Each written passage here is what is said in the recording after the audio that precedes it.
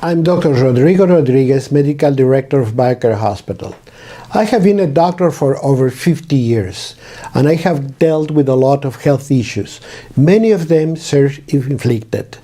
So please follow me, contact me, but get information.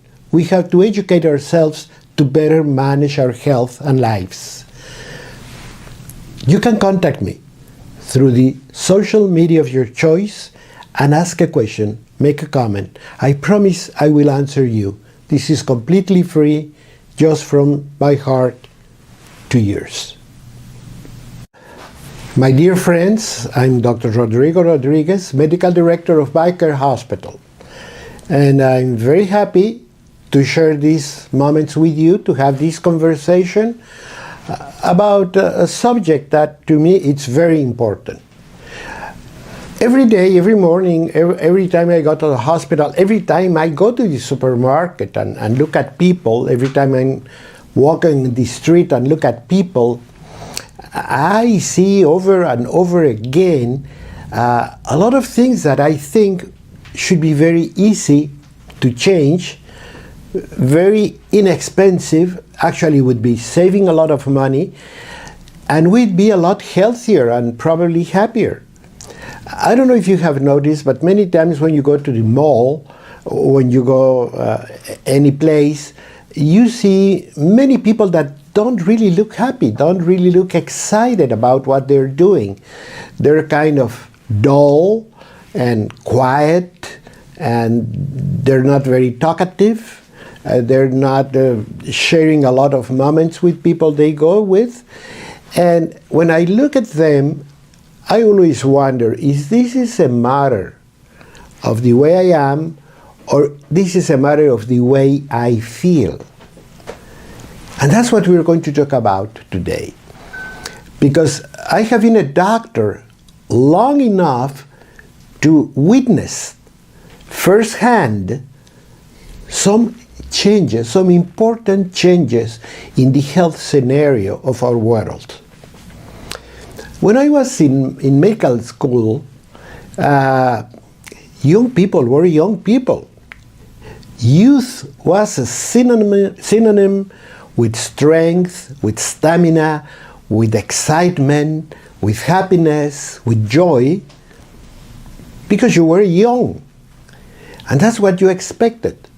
And as people started climbing the ladder and becoming more successful, more professionally proficient, and why not saying it, better to do, so they could start traveling and enjoying good meals and buying a new home, etc. I mean, we all got very happy. It was part of being young.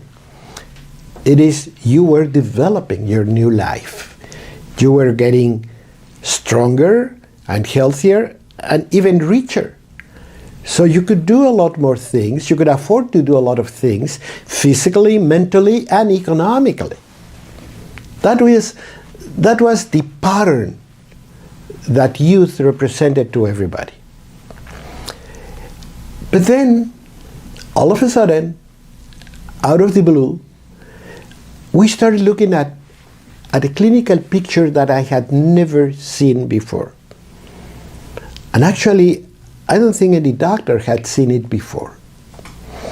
Right in about the 1980s, since the beginning of the 1980s, we started looking at people who being young, who being professionally successful, who being economically well-to-do, who were raising a family, buying their first new home, etc.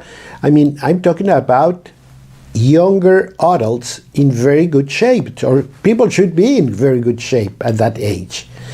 And you could see them that all of a sudden they started losing interest for what they're doing. And when you ask them why, they told you because they didn't feel well, that they were achy, that they didn't sleep well, that they don't have the drive to do a lot of things they used to love. They didn't have the energy. They were not feeling well, period. And as time evolved, this got worse and worse and worse. And then they started developing pain. Very difficult pain to be pinpointed at. Difficult pain because it could be here or there or stronger or milder and attack at different times of the day. And with that came a lot of neurological problems like depression. I have mentioned it, lack of sleep, which is one of the cardinal symptoms of this disease. And in many cases, that loss of sleep was to blame in the beginning on how they felt. When I talked to some of these people back in the 1980s, they would tell you, I cannot sleep. I cannot have a restorative sleep. Because you know it. Many of you, unfortunately, have had the experience of having a night's sleep to no avail. You didn't rest. You didn't recover. You didn't get better. It was just a non-restorative sleep. So next morning, you're grouchy, you're in bad mood, you don't feel good, you don't have the energy, you don't have excitement. All you want to do is rest, close your eyes, and try to sleep. Many times, again, to no avail. You cannot go to sleep. You simply cannot make your body go to sleep and really rest. Well, these people were blaming a lot of their feeling to this symptom. They were thinking, well, I didn't have a good night's sleep, so I don't feel well. And what did they do? Well, what a lot of young people do today, you drink coffee, and more coffee, and more coffee. Not that coffee is bad. Let me make a little parenthesis. Coffee is good. Caffeine is good. There are lots of studies that prove that drinking coffee could even be helpful. So it's not the problem that they were drinking coffee. The problem is they were drinking coffee because of a symptom that the only thing they could do is mask the symptom. So they drank coffee, they felt a little better, and then everything came back. To make things worse, many of these people started having sugar things. A sugar bar, a sugar drink, or a combination. That's what young people many times call an energy drink. Lots of caffeine, huge amounts of caffeine with huge amounts of sugar. So, because they want to feel better. But they want to feel better because their bodies are not functioning well. That's not going to do the trick.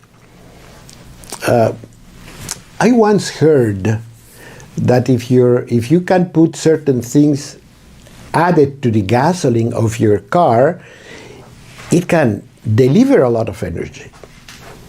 It can really become a power car, only to damage the engine. There are some solvents like some forms of alcohol, ether, and so on. Don't even listen to me because I don't know too much about it. But I remember when I was young that many people would bring a bottle of something, add it to the gasoline, and say, now you're going to see how this thing really gets off. But that damaged the engine. It's the same thing when you have a high caffeine, very high sugar drink, just to mask this symptom. If you don't feel well, don't pay attention to anybody. It is because you are not doing well. And these people got things more and more complicated because all of a sudden they didn't have the energy to get out of bed. They couldn't go to work. They started losing their jobs. Their dream jobs, they fought all their lives to get to. They went to school, they went to university, they went to a lot of things. They had the dream job. And they had to lose it because they just couldn't get themselves go to work. Because they were tired, because they were foggy, because they were achy and painful, etc. That was a very sad picture. And when I say they went to university for that job, I'm also referring to a very important point about these people. They were young, they were successful, and most of them were very well educated, which means came from good families. They didn't come from very poor families, they came from middle income or higher income type of family. And I'm going to discuss in a little while why that is important. Nevertheless, you can imagine the panic of these people, the fear of the whole family, of parents, of spouses, of children, to see that this person that was a whole support, the whole hope for a family, was coming down, crumbling down, literally. And for us as a doctor, we're looking at a picture we never saw. We could see that on people 70, 80 years old. Of course, things start to fail. But in this case, we had very young people. Actually, when it began, a lot of people called it the Yuppie flu. Yuppie for young, ascending, professional. Once again, they're educated people, professional people, that all of a sudden are losing the support of their own body to keep on doing what they should be doing. Suddenly I got a lot of calls, patients, family members, people that wanted to know if we knew anything about it. Because they had been to the doctor and they were told, oh, you need a vacation, you need more fun in your life, oh, you're probably not happy with the job you have. No, you have to find a new way of excitement in your life to continue to work. It's all in your mind. It'll go away. You're very stressed. That was very common. And that added to the frustration of these people that didn't feel well, and they were constantly told that everything was in their mind. I refuse to believe that all along. So all the people at BioCare, we believe that if you have a symptom, something is going on, and I have to find out. So stay with me because we're going to talk about it. It's almost a detective story.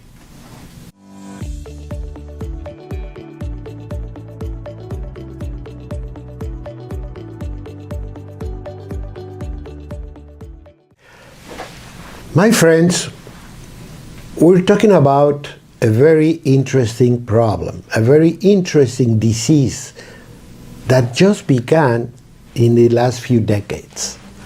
We didn't see it before. You're listening to Dr. Rodrigo Rodriguez, Medical Director of BioCare Hospital. And I have been having this conversation with you, telling you about a phenomena that we just noticed a very short time ago. As I told you, I have been a doctor long enough to be able to witness the birth of this sort of a problem. We saw that people that were very young, supposedly should be very healthy and strong, all of a sudden were losing their energy, were having pain, and had a lot of sleep disorders. Those are the three most important symptoms.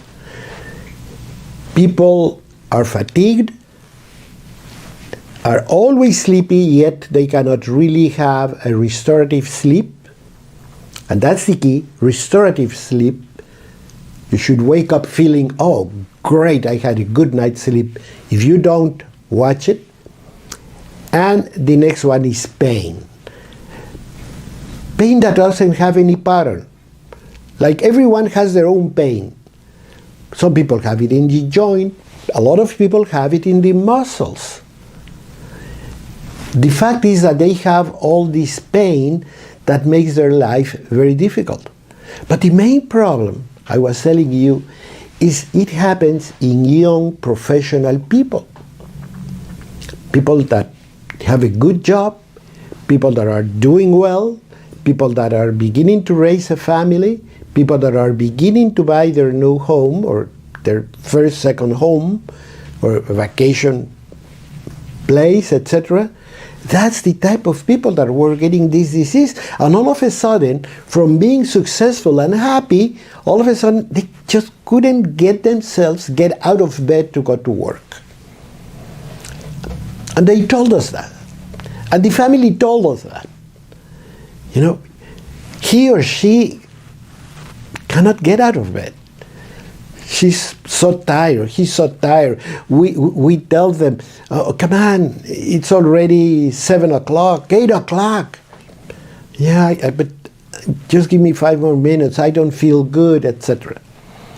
And those that could get out of bed and go to work, drag themselves to work, they were drinking lots of caffeine, lots of sugar in what's called an energy drink, which I don't advise anybody to do it. If your body needs that to function, you have to go back to the drawing board and see what you're doing wrong. Obviously, you're doing things wrong. Go to the doctor or check yourself or think of what you're doing with your life. See, because that's not the way it should be. If you're young, well, what can I tell you? The image of youth is strength and stamina and excitement and joy. That's the way you should be living. If you're not, give me a call, send me an email, contact me. Let's talk a little bit about it. We might begin uncovering something that has a very simple remedy at this point. But make sure you do it. Well, to add to the complexity of the problem, many of those people that went to the doctor were really disregarded. They were not they didn't have the attention they deserve. Many times the doctors, because let me tell you something very, very interesting in this type of case. If you went to the doctor and you went to the laboratory, I don't know why we have this fixation with laboratory, and you get a clean sheet from the lab, people tell you you're fine. Well, I don't feel well. Yes, but you're fine. Your hemoglobin, your sugar level, your enzymes, your this, everything is normal. So you should be feeling good.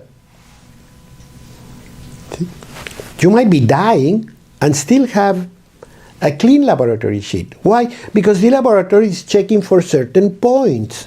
It doesn't mean that it's an overall assessment of your health. You need a doctor to do that. You need a doctor to talk to you, to listen. You need a doctor to examine you, to feel your tummy, your lymph glands. I have seen people with important diseases that have an absolutely clean bill of health from the laboratory. Yet they have a cancer, for example. Not all cancers produce markers. Not even the same type of cancer that gives a marker here will give it in this other case. It's personal. It's very individual. So you need a doctor that listens to you, that works with you, that leaves no stone unturned to get to the core of the problem, to give you a diagnosis.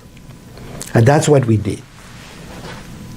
We were looking at these people We're looking at the problems,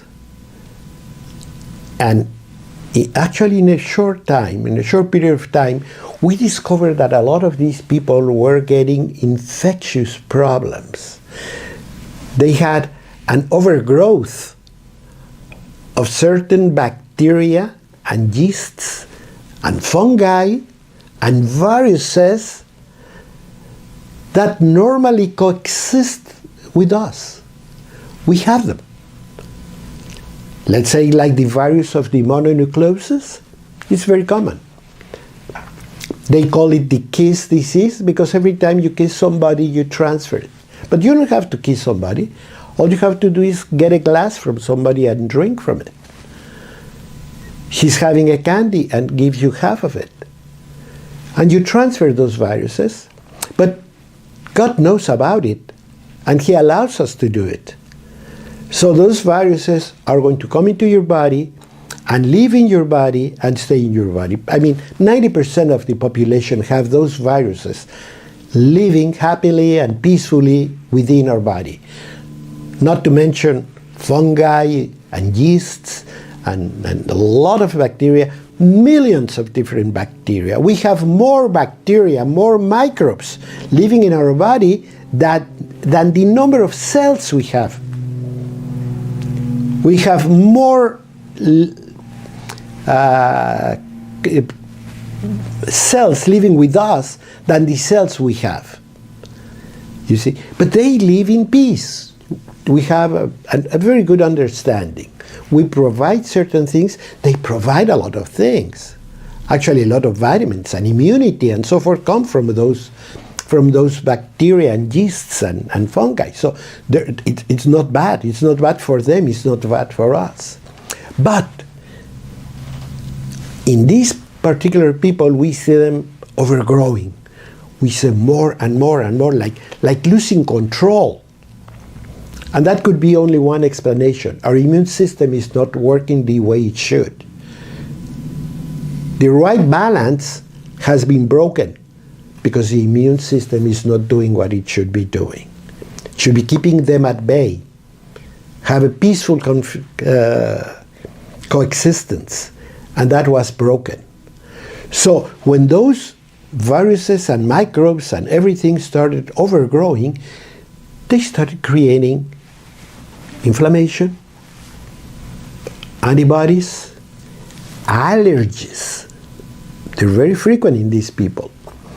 Food intolerance, very frequent in these people, and so on. So we could see what was going on. You know, I have gone this far and I haven't even told you what I'm talking about. All of a sudden, we started developing a name, or rather I would say names.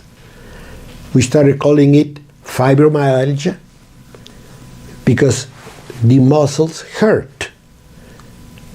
And from the Greek root of muscle and pain, we got fibromyalgia. But we also called it chronic fatigue syndrome because it was a number of symptoms that were giving us a lot of fatigue. So with those two names, we were covering two of the most important, two of the cardinal symptoms, fatigue and pain. We only needed a word for the lack of sleep. But with all this picture, and when we started looking at the fact that we had this overgrowth of bacteria and yeast and viruses, we started testing for them.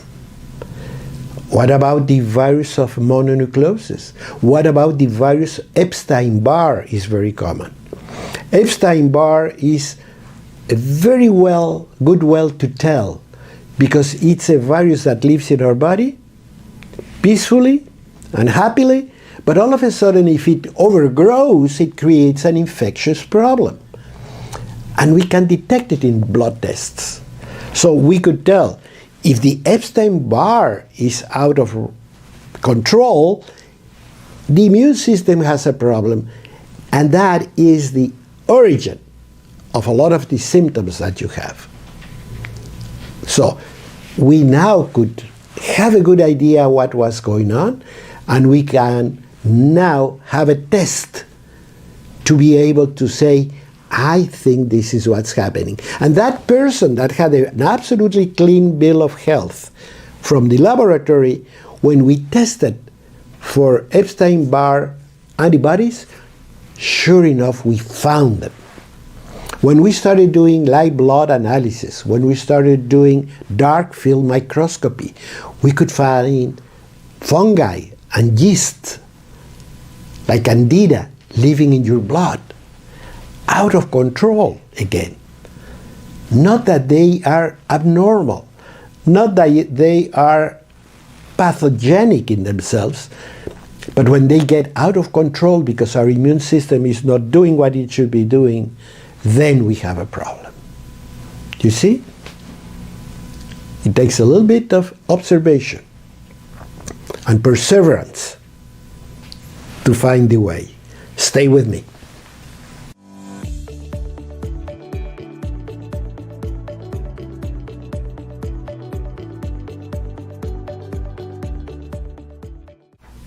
My friends, you're with Dr. Rodrigo Rodriguez, Medical Director of BioCare Hospital. And today, like every time we have a conversation, you and I'm talking about a subject that might be very important for you to listen to. We're talking about fibromyalgia, or chronic fatigue syndrome, or the UP flu. We have different names because it was an unforeseen type of health event that we didn't see it coming. But all of a sudden we had younger people, professional people, well-to-do people that were just climbing the ladder when all of a sudden they felt tired, painful, with lack of sleep, and with no energy or joy of doing anything.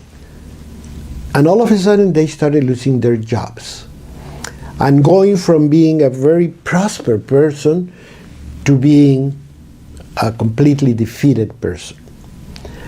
And we saw it a lot, and we were seeing it a lot. One thing that calls the attention is that the fact, the common fact that seems to be all together in all the cases is an immune disorder that allows for normally peacefully coexistent microbes to go out of control. And bacteria and yeasts and fungi and other microbial forms that live with us or within us or on us lost control. All of a sudden they were not stopped.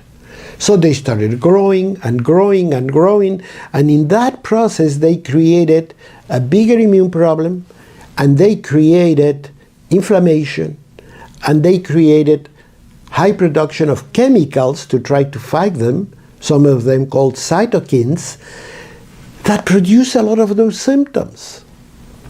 Aches and pains, for example. Have you ever wondered why when you get a flu you are all achy and painful? Well, because you produce chemicals that are trying to fight the virus that the flu is producing. So in this case, these viruses were normal viruses that already live in our body, like Epstein-Barr or like the mononucleosis. But they were out of control because nothing stopped them now. So they could proliferate and grow and expand their realm in the body, and all of a sudden the body was trying to fight back. Unsuccessfully, but it was trying to fight back. And that fighting back involved all these chemicals, all these cytokines, all these inflammatory processes, all these antibodies, all this overreactive immune system in many cases. That's why a lot of these people complain of a lot of allergies. We even develop another term a universal reactor. What is a universal reactor? People that just cannot live in any environment because they react to anything. And it could be cotton, and could be linen, could be things that used to be normal, not only normal, but very safe. All of a sudden they couldn't tolerate it. They could barely drink water. And one thing brought the other, food intolerance. All of a sudden they were allergic to this, to that, to milk, to eggs, to anything. And not only protein, like to strawberries and a lot of things. So their diet was becoming smaller and smaller and smaller. And you know what happened? They were actually doing worse because of that. Because if you don't give the body the nutrition it needs, it's going to do worse. I mean, it's simple. For whatever reason you don't eat what your body needs, you're going to get sick. Period. There's no way out. So think about that when you are planning a diet. Make sure whatever you do, that your body is going to need, is going to get what it needs. Give me a call. I'll be happy to help you. An email. I'm a click away. And let's talk about it. You're not going to pay anything. I'll be happy to do it because I consider you my friend. So, in talking about all these things, we were noticing that we had to control all these infections. That was the key. And we started working on ways to control it. And we began to see a light at the end of the tunnel. As those infections improved, the person started feeling better.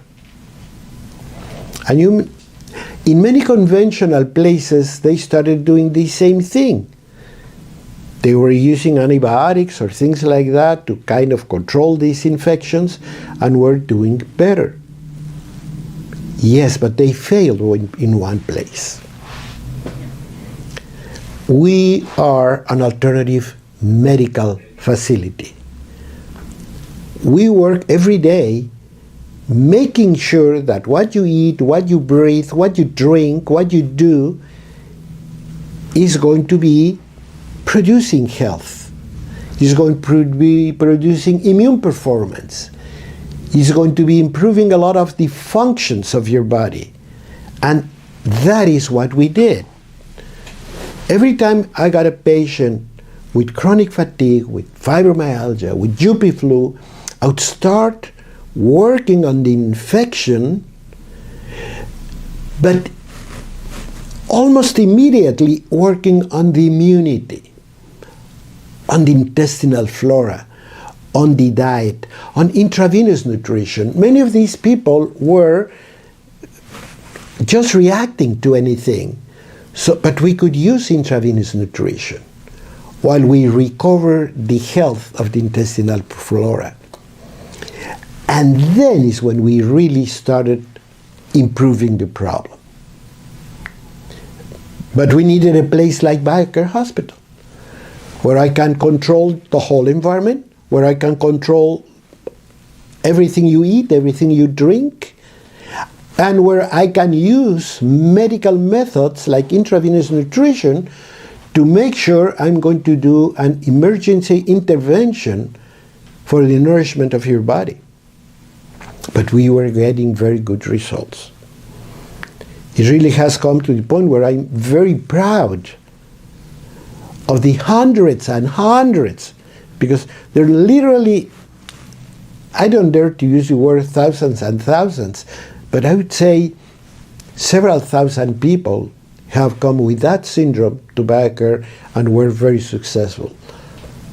From Germany, from Switzerland, from the Netherlands, because this is a disease that we see very commonly in countries that have a good economic level. And let me get a little bit to that. Why? Why we had these professional people that are university educated, well-reasoned individuals? Why in Switzerland? Why in North America? Why we don't see it in the Patagonia or in Africa? Because we have been neglecting our immune system. We have several decades where we have more and more C-sections. We don't have normal deliveries in many, many cases. And with that, we have done away with breastfeeding. So a person that was born on a C-section and was not breastfed is in for problem, because he's going to have a handicapped immunity to begin with. And then add to that we use so liberally antibiotics. If the baby has a little bit of flu, if the baby has a little bit of mucus, if the child has anything like tonsillitis, or we use antibiotics liberally. And then we had pimples, and we give more antibiotics. So literally from the time you're born to the time you are 20s, you have been taking antibiotics on and off. And nobody has paid attention to the fact that those antibiotics are damaging your intestinal flora. And you're handicapped from the beginning because you were born through a C-section. So the normal supply of good bacteria that are in the vagina canal, you didn't have them. And then you didn't have breastfeeding to support those good bacteria. So the first thing is, if we have a baby that was born through C-section and then wasn't breastfed, we have to begin from that point, making sure that we can improve the intestinal flora, that we can fulfill the needs of that baby so it grows healthy and normal. And if your child has a flu, if your child has phlegm, if your child has something, think twice before feeding children antibiotics. In the old times, they put you in your room, gave you chicken soup and teas, and stay there for a couple of days, and you got well. Today, we just feed them whatever, and we take them to the movies. Oh, he wanted to see this movie. Yes, but the child is sick. No, but already giving him antibiotics and taking this and that and the other. We're damaging the bottom line, the immune system of your body. Think of that, reflect on that, because it's very important. And don't go anywhere, because I still have a word or two to share with you.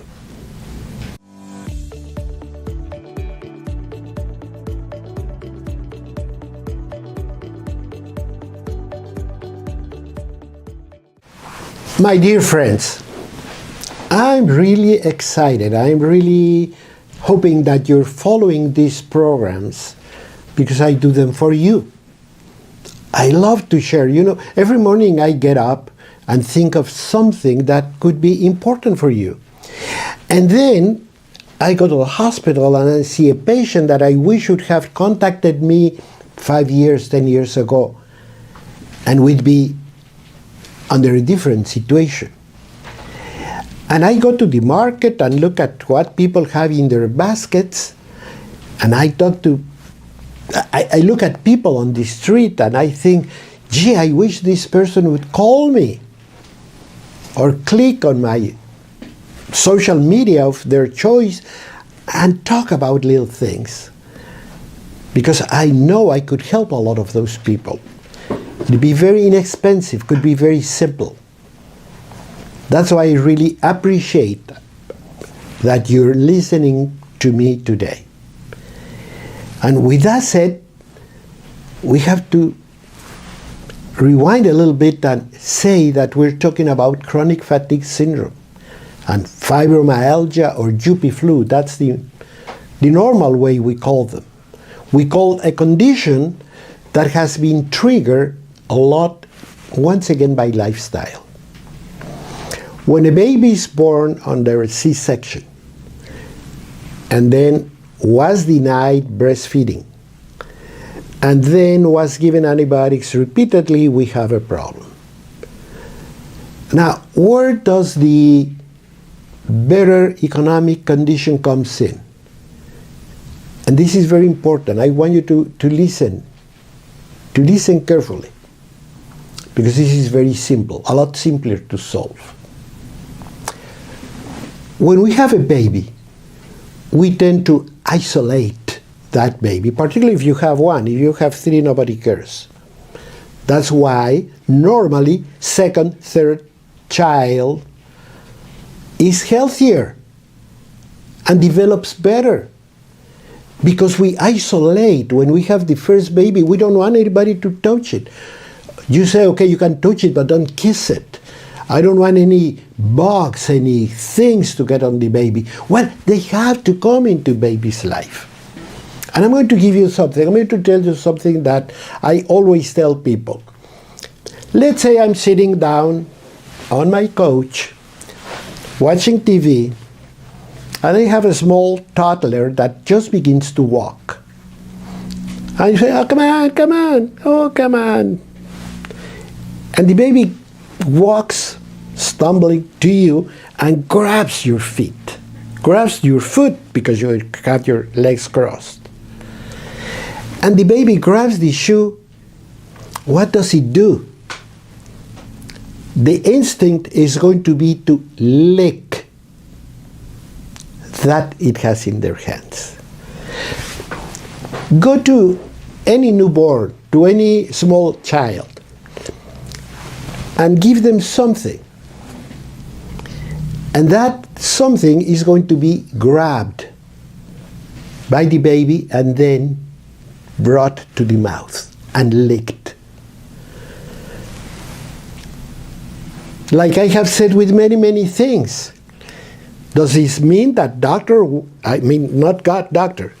it mean that God wants to infect this poor child? Or does God want us to meet the bacteria and the world we're going to find all throughout our lives and be prepared? And I have always thought that the second is right. And as I have lived as a doctor every day, I know I'm right. God made everything in perfection. And when you have a baby, one of the first things the baby is going to do is going to be two basic instincts. One is grabbing. If you touch the palm of the hand of any baby, it's going to grab whatever you put in there. Second, next step is going to bring it to the mouth. And their survival is in those two actions. Because when the mother grabs the baby is going to grab the breast and lick and suck. So all the babies lick everything, and you know it. And what to do at home? We clean it. We sterilize it. I see it all the time. I'm watching TV and I look at the ads and they say, you can look this, it's going to kill all the bacteria. Particularly now after COVID. Keep things clean, but not sterile. If you want to wipe up something clean, use water. If you want to use something more, use vinegar or baking soda. But be mild, be gentle, because those bacteria are going to be your children's best friends. Your children are going to need them. And we're looking at that right now after COVID, because after COVID, remember, we were wearing a mask for 2 years. So our bacterial connection with other individuals was limited. And now we're looking at infections we didn't see before because we lost the immune performance. How do you do if you want your baby to be very smart?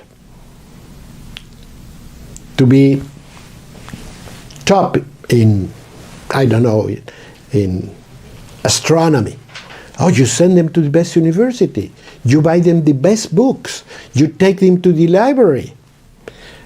But now you want your child to be an athlete. Well, you send him to a university that has very good athletic programs. You send him to the gym.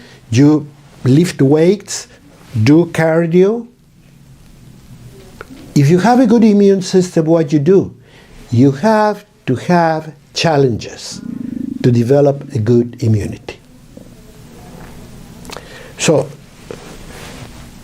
we're getting the picture together. When I see a patient with chronic fatigue, with fibromyalgia, the first thing I do is I'm going to find out what's the performance of your immunity. I'm going to look for abnormal microbial activity. And I'm going to start to curve it down. I'm going to start fighting that abnormal activity. Doesn't mean that I'm going to sterilize your body. No, I'm going to bring it to normal levels. And so much the better if I can raise your immune system to fight it off and do it naturally. I'm going to use an analogy I use very frequently when I talk to people with chronic fatigue. Let's say you have a room. Let's say this is a room you haven't opened in months. All through the winter, you didn't open it. You didn't use it. And then you go one day and open it and you see that it's filled with mold.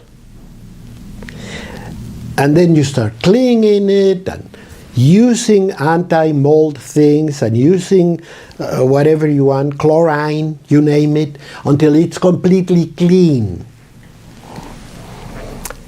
And then you close it again. How long it's going to take before you have the mold growing back again? Very soon. So how you can control it? The same thing. How you can control those abnormal bacteria? By making sure that the environment that produced that mold is not there anymore. So you open windows, you let fresh air, you let sunlight come in, and all of a sudden the room is going to be fine. That's what we have to do with our bodies. Exercise, walk out, eat very well, lots of fruits and vegetables so we have a lot of fiber for our intestinal flora to develop, to be very healthy.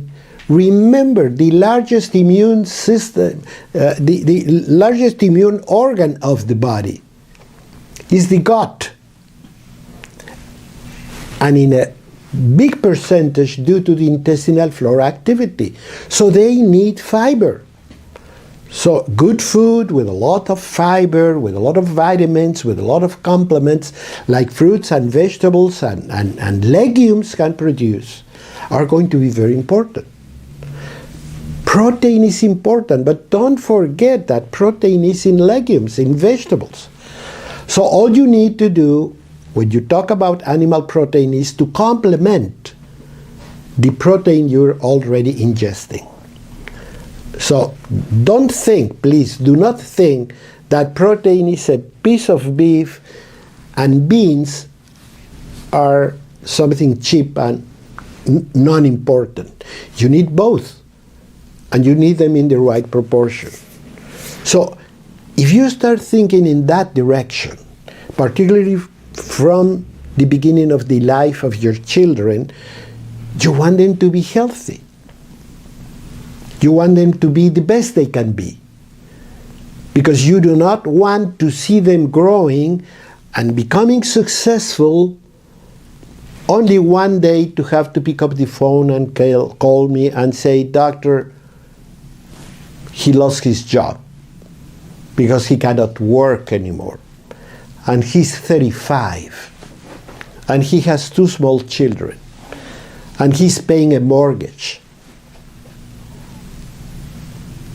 So all that is important. We have to make sure, as parent, as caregiver, as teacher, we have to make sure that those children that we are helping to grow up are going to do it in a healthy, normal way. That's our duty, that's our responsibility.